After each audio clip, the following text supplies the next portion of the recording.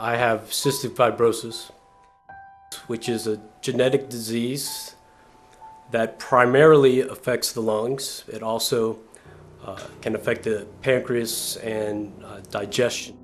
I did IV antibiotics once to twice a year to treat lung infections.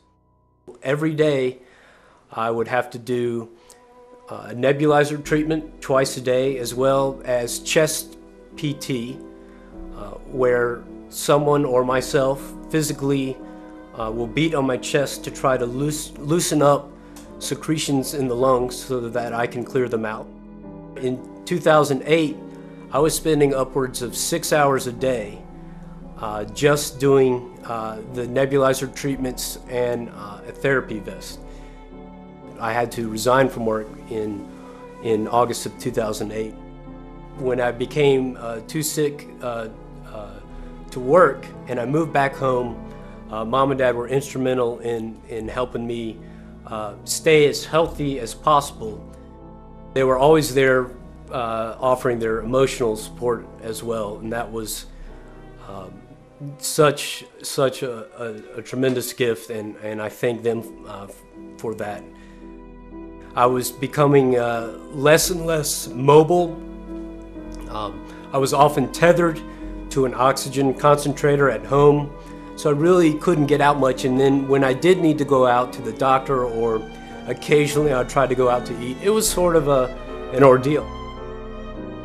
I became dependent on oxygen, supplemental oxygen, 24 hours a day. In 2010, I was formally listed at UNC Hospital on the lung transplant wait list. I was actually in the hospital at UNC being treated for a lung infection. The surgeon walked into my room and asked me to lift up my shirt, and he smiled and said, "Yeah, I think these lungs will fit you." My oldest brother, David, Duncan's father, called me from the Chapel Hill Hospital the day that they got the news that Duncan would be going to surgery. He called and he said they found a match. Duncan goes in tonight for a double lung transplant. I was wheeled into the operating room, very relaxed and ready for surgery, because I knew that without it I wasn't going to be around much longer. Our close friends and family joined us in prayer, and over the next days and weeks, we witnessed an absolute miracle. Duncan was back, and my brother David remarked it was like my son was born again. Within 6 hours after I woke up, I was off the ventilator, and within 13 hours after surgery, I was walking around the ICU. I have near normal lung function now. I can hike and run and backpack and do all the activities I used to be able to do. I'm here today because someone made the decision to be an organ donor. I'm feeling wonderful and glad to be alive. Now, 2 years later, Duncan is traveling, working, and a volunteer for Donate Life.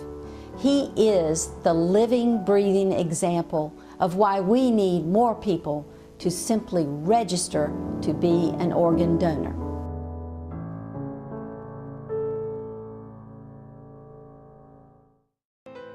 My name is Cookie Billings, and I'm a volunteer serving as District Governor in Rotary District 7690 this year in the Piedmont area of North Carolina.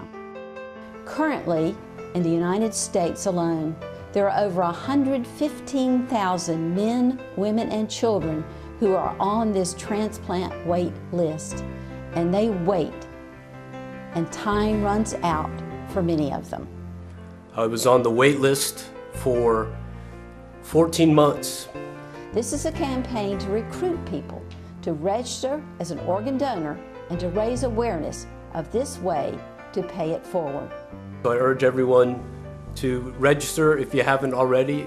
Talk to your friends and family about it, share your decision, and encourage others to register as well. I believe this is a small project with an excellent fit for our theme this year, Engage Rotary Change Lives. I ask that clubs willing to participate in this effort request that all members complete this tracking form. If you are already a donor, complete a form and go online to ensure that you are registered both as an organ and tissue donor. Online, be sure to follow the directions to indicate that you are from Rotary. Select Special Event and then choose Rotary 7690. These forms may be mailed, emailed, or faxed to our committee chair, Rebecca Horwick. Please complete a form and return the document to our committee chair. Let us be able to count the Rotarians who are willing to pay it forward in life.